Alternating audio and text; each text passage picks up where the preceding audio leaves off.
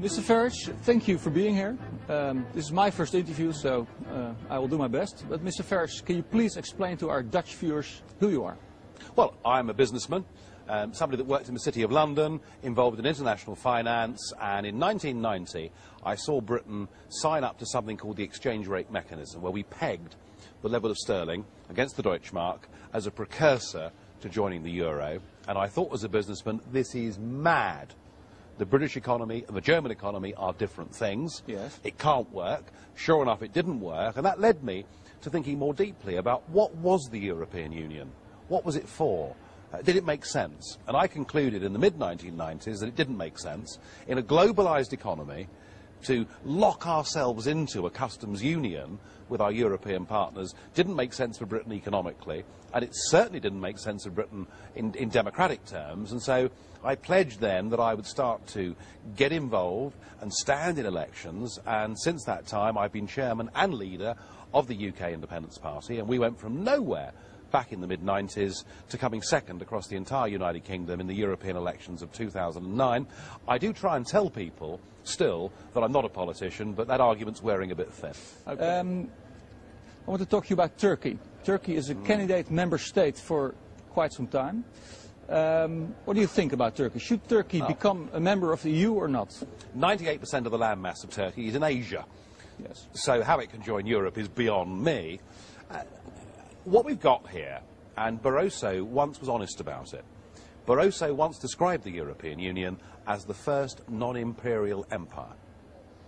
Namely, they're not doing it with armies, they're not doing it through invading, they're doing it economically, they're doing it politically, and therefore I can see from their perspective why they want to expand constantly. You know, keep expanding, and then you take people's mind off what's actually going wrong within. It's a classic tactic that's been used by empires, you know, through thousands of years of history. I would have thought that Turkish membership of the Union would be an even bigger mistake than allowing countries like Romania and Bulgaria in, both of which should never have joined. They did not meet the criteria in any way at all. But they're quite small countries, so much as they have an effect upon us, it's a relatively small effect. Letting in a country with a population of approximately 75 million, but growing very rapidly, you know, due to be 100 million by 2025, there is a cultural problem in that whilst Turkey maintains a secular government, it is an Islamic country, and you know, there are problems there.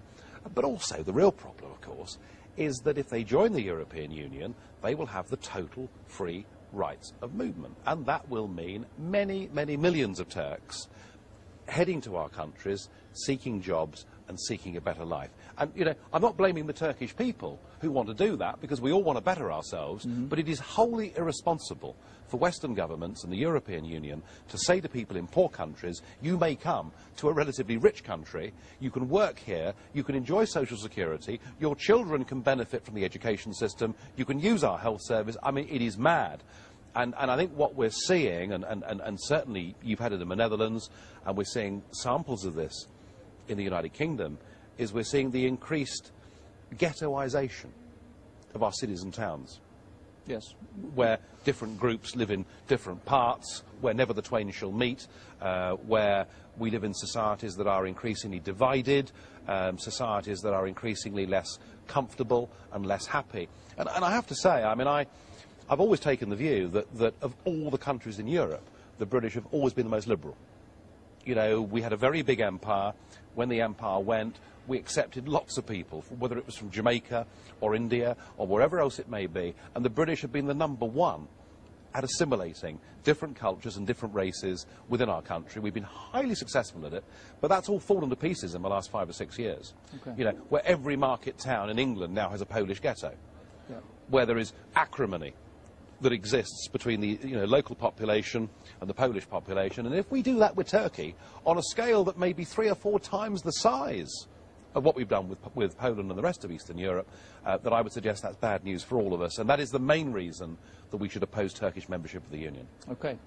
And of course it costs also a lot of money because Turkey is a very big and poor country. Yeah, I mean, in terms of transfers, in terms of regional policy, I mean, clearly that's that's where the money would go. But I think I mean clearly money matters and money is important, and particularly as we're looking at bailing out Greece and possibly Portugal and Ireland and maybe even Spain, money matters. But the health and happiness of our nations and societies matter even more than money. Yeah. And what about the problem? It's an Islamic country. You believe no Islamic country could join EU, or don't you believe so?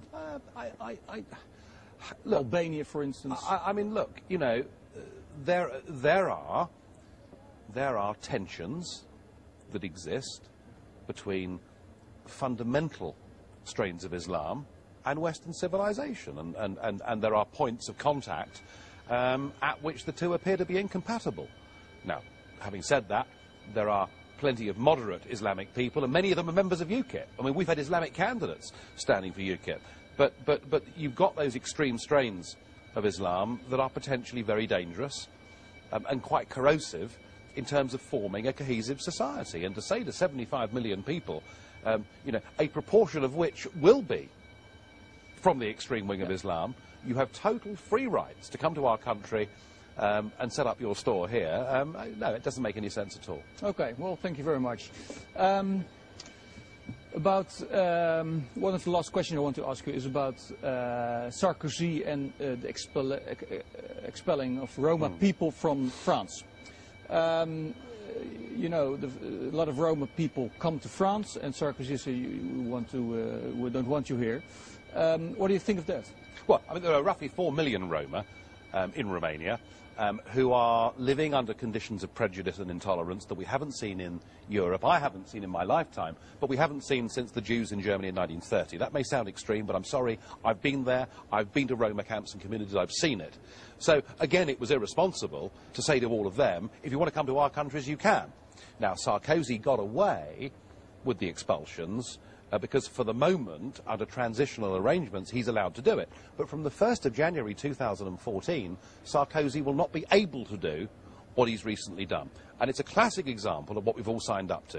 You know, this is not about a common market for trade. This is about a political union. And it's about us as nation states losing the ability to decide who can come to live, work and settle in our countries. And that's a fundamental principle of a nation state. If a nation can't decide who comes to live within it, does it continue to be a nation state? Now, I've seen some rumblings from the Dutch government that they're going to come to Brussels and they're going to bang their fist on the table and they're going to say, look, we want much more control in the Netherlands over who comes to our country, and I wish them luck. But I'm afraid it's not going to work. Because they're determined here to have a common immigration and asylum policy. They're determined here that they will decide for you and for me in my country what we can and can't do in terms of immigration. And maybe it's the immigration issue that will be the straw that breaks the camel's back. Maybe that'll be the thing that finally makes our populations realise that actually we don't want all of this vast building, this huge bureaucracy, this huge cost, this huge imposition of foreign law upon us, this total diminution of our own democracy, of our identity, of our ability to control our borders. And maybe we should all say, well, it's actually time we lived in a 21st century Europe, which would be a Europe of sovereign states that elect their own governments, that make their own laws, but that are prepared to sit round a table like this, and we can agree minimum standards on the environment, on health and safety at work, on products. We can do all the things that good next-door neighbours would choose to do living in a street, but we do so as sovereign, proud nations. Well, I can't agree with you more on this sovereignty of our countries.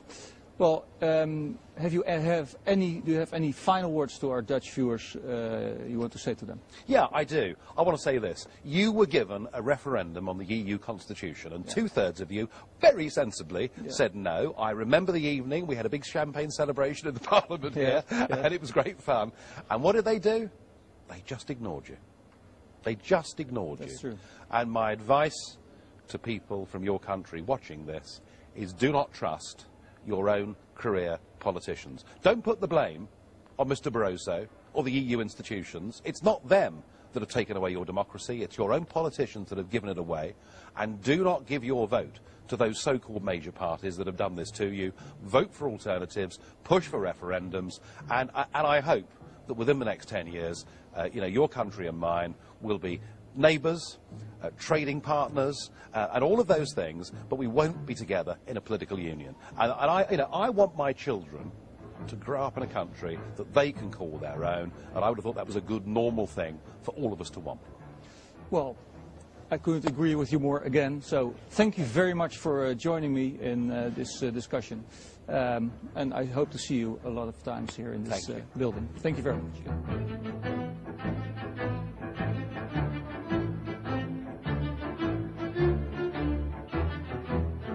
To find out more about who we are and what we stand for, go to the UK Independence Party website at www.ukip.org.